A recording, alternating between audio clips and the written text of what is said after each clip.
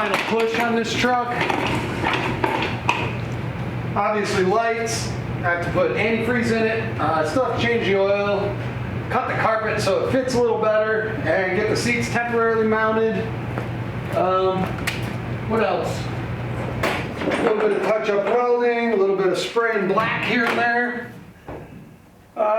The dash, I still have the dash to do, so that's what we're going to focus on today.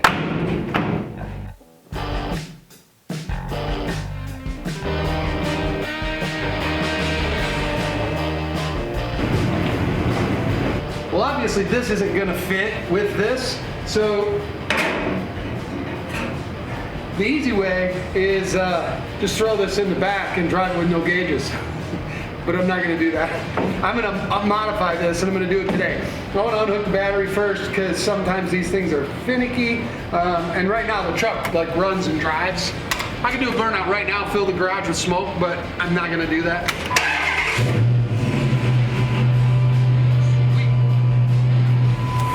So there's still no coolant in it. I haven't done a full tubing temperature test yet, but I will. So let me get the battery and we'll get this going.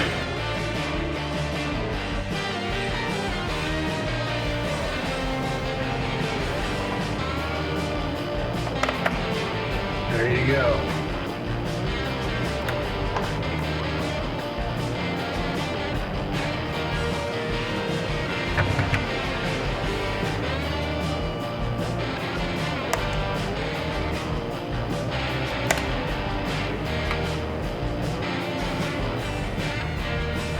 Okay.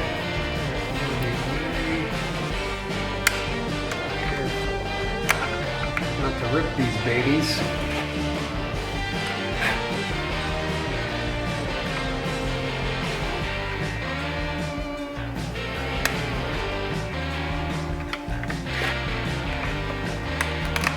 There we go.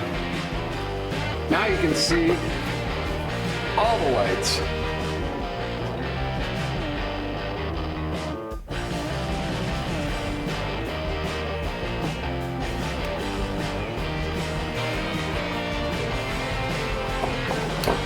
I don't want to get any fingerprints on the back of the tape, or 2 years from now in the hot sun, this little piece of tape will fall off and really drive you crazy. Well, it would drive me crazy if I was driving this every day, but I'm not. But someone might appreciate that.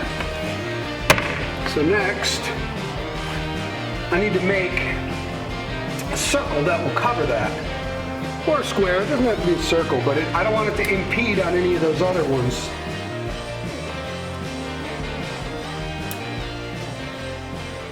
So what I'll do, go where I didn't touch it, cut that.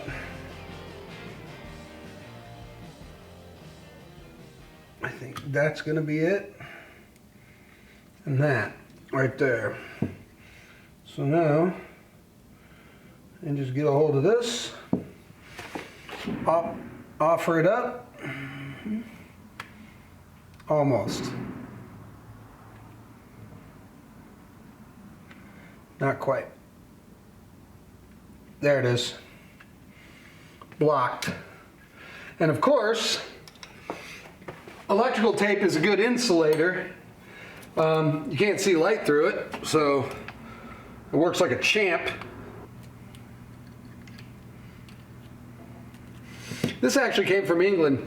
A buddy of mine sent it to me because there's one thing glass is, and that's straight. So you can not only use it as a straight edge, but you can use it for stuff like that. At first I was like, what the heck am I going to do with this? Do you know I've used this more in the last few years than you know, a lot of the other things I have sitting around here, so thanks.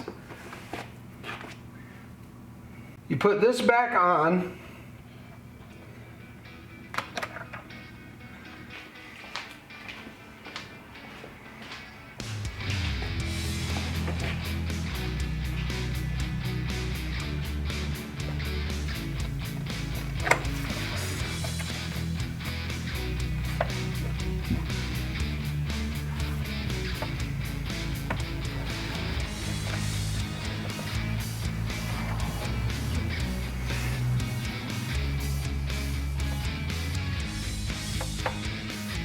There it is. It's that simple. 0 RPMs.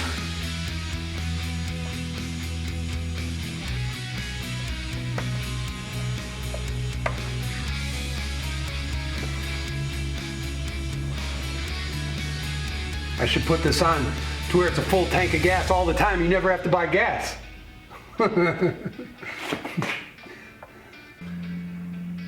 I can see the light. I can see the light through there, so I know it's not dragging. All right, let's go plug this in and see how I did. How we did.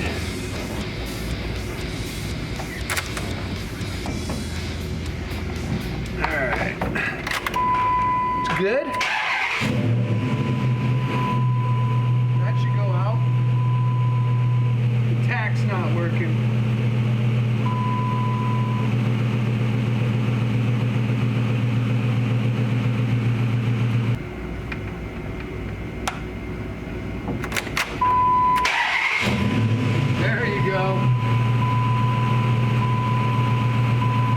It's not right though, the tack isn't right. I must have moved it. Alright, right now, give that a second. That should be reading 0. Should be down.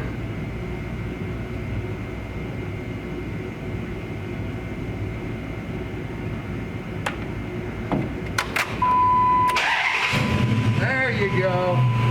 That's it. Okay. The gas gauge is right. Temperature's ice cold. Just says there's a seat belt, and then this means that there's a light bulb out, which no kidding, there's no bulbs even connected to this. That's it. Alright. So in theory I can build this. Cutting this with the grinder all the way around. I just did it first, but I basically cut that off.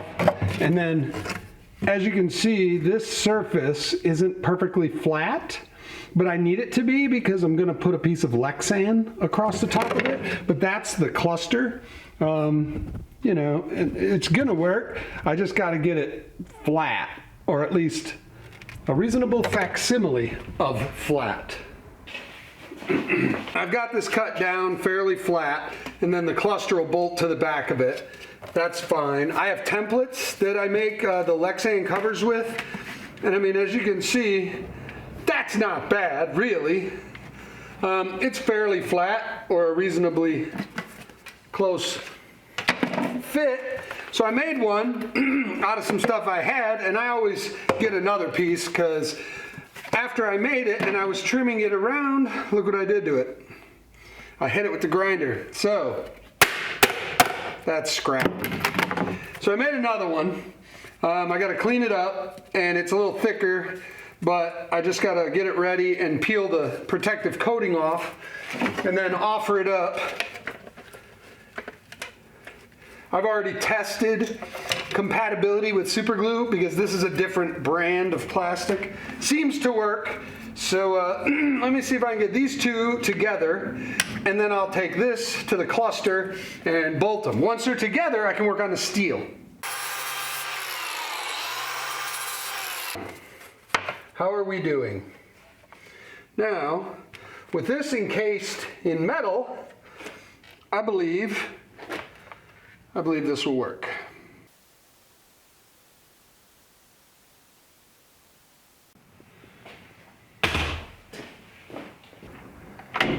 Okay, I put these covers on, trimmed this away, got a couple of screws in here, that's about where it's going to go.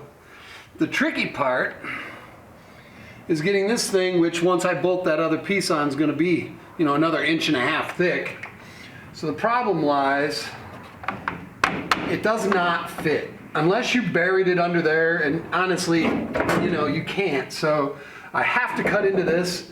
So what I usually do is I cut a notch out of this with a grinder, and I take this piece and I raise it up and put it on top of here so that this sets back in the distance I remove. I'm just going to make my mark as far back as I can get it.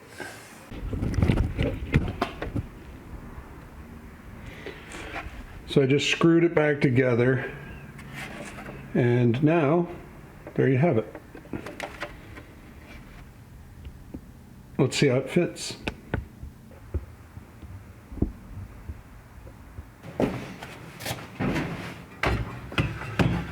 Okay,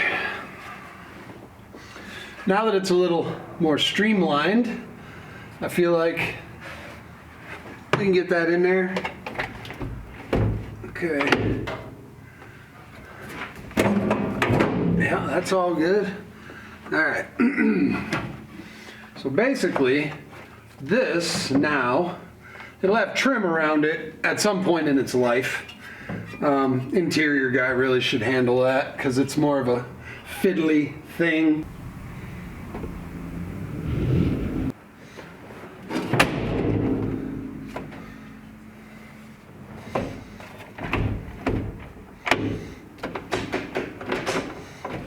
To finish and fit, but I like it a lot better than trying to take this curve and pull it out here, because there's 3 curves.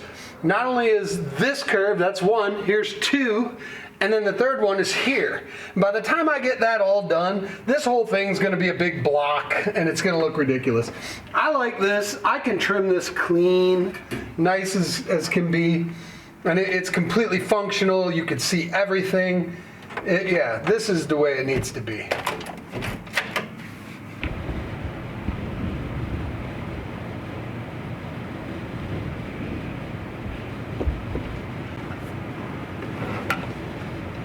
Okay, that should do it.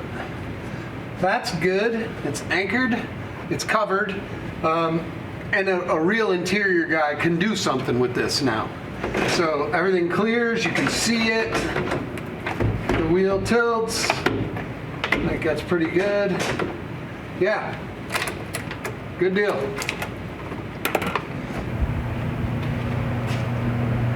So I got everything off except the illuminator that says there's a light out, which is fine.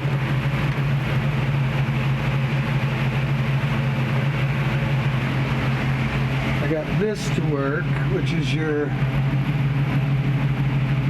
mile per gallon, distance till empty, odometer, estimated trip time, direction you're heading, outside temperature, and these will be your overhead lights. And this gets mounted by the interior guy. So it just plugs in right here. It's real easy. That'll be in a box. And then over here, we use the rear air, but the heat portion, the rear heat only on the Durango. And we rigged it up to where it works. This is inaccurate because the rear doesn't have its own control, but you can use this control until you get a modern heating system. Inside the truck, I now have heat. I've got controls that blow air up. I got to weld a bracket on here to hold this running board. I got to put the cooling fan in. I want to turn the torsion keys up on the front end just a little bit. I still have to put fresh oil in it. I need to move the filler neck up because when I poured fuel in with a can, there wasn't enough pitch on it. It's kind of dead flat, maybe just a degree or two. I need, a lot more, so I'm going to change that. Put the lights in. Once I get the lights in, I can put cameras inside this thing and we're taking it down the road.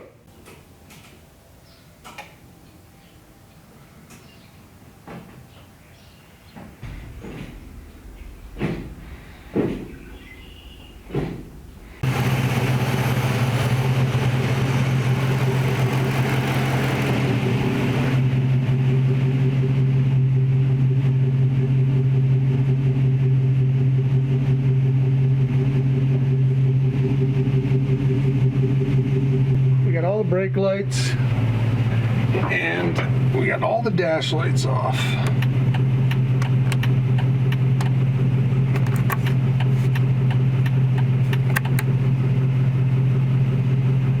There you go.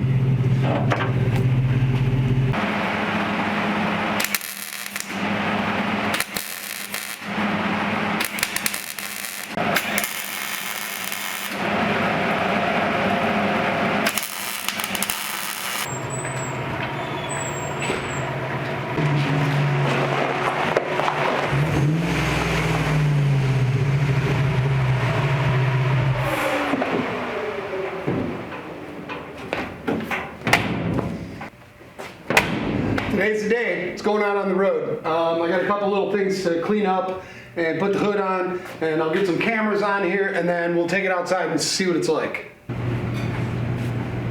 Better.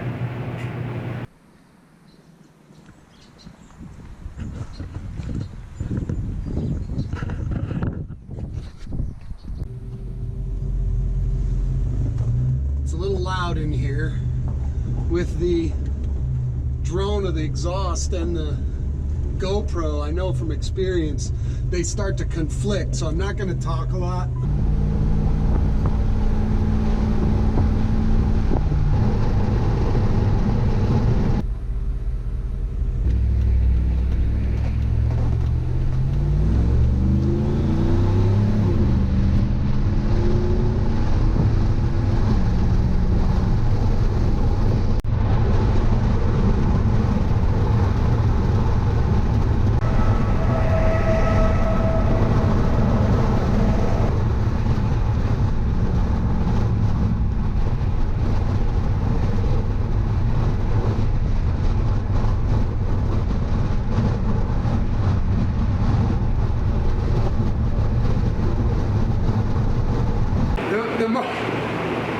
One of the most exciting things about these trucks, it's not the fit and finish, it's not the little details, it's the excitement is in the drive. It's in the way you feel when you hit the pedal. It's the way it sounds when you do a burnout. It's just a great, fun piece. There's a couple of things that need to be done on this truck that I've noticed after a few hours of driving it. And I think it needs an intermediate shaft. There's a tiny bit of play in the steering. And there's a couple odds and ends, but I mean, they're a long way to go before this is done. Is any project ever really done? They're gonna do a full interior on it, and you can fine tune it as you go along.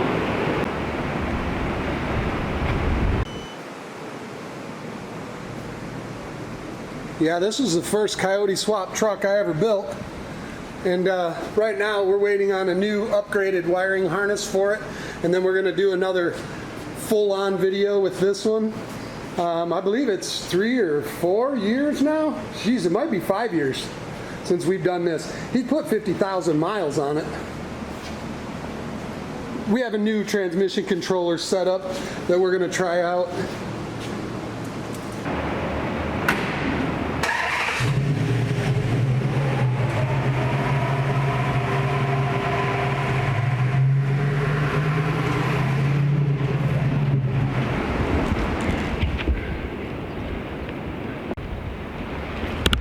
When you hit it.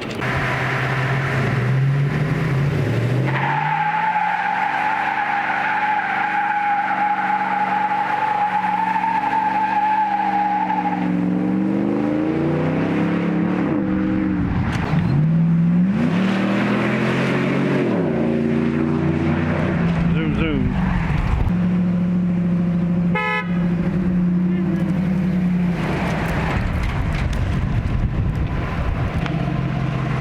So my buddy says that he can do it better. Alright, he can do my buddy said he can do it better, so y'all go ahead.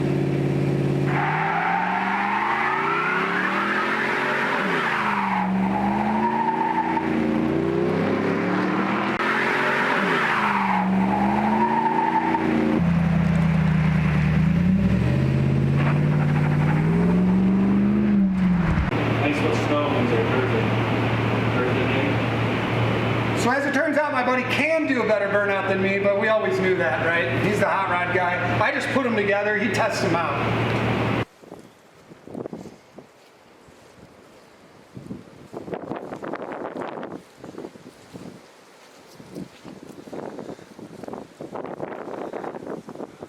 I think we might have to resurrect this old car, stick it under a HEMI Durango and do some more burnouts. What do you think?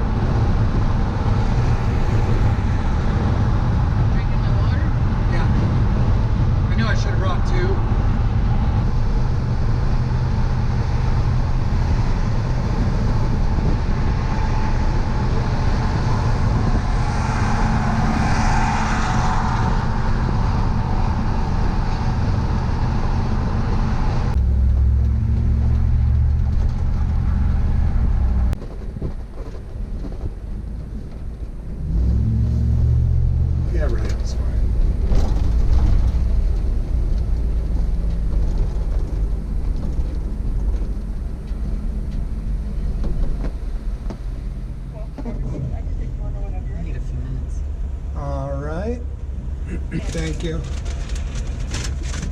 2 fries in your sandwich.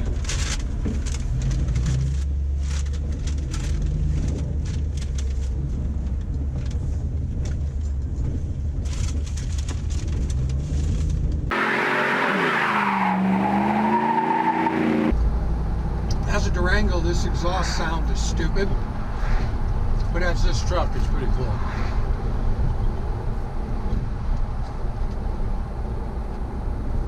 Yeah. Great.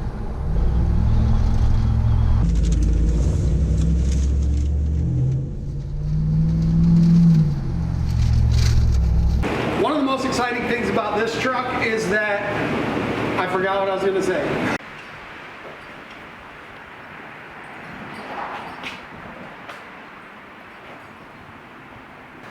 I'm calling that a success. Now, if you're out there and you have one of these old international pickup trucks in this body style, I say get yourself a long bed, cut a few inches out of it, do some fabricating, and drop them down because they're a hell of a lot of fun. And it's one of those deals where you really can't get this much action for that little money. So bang for your buck, this is an amazing deal. And you can drive this right now, towing a trailer from coast to coast. And that is a great thing. But these are ongoing projects.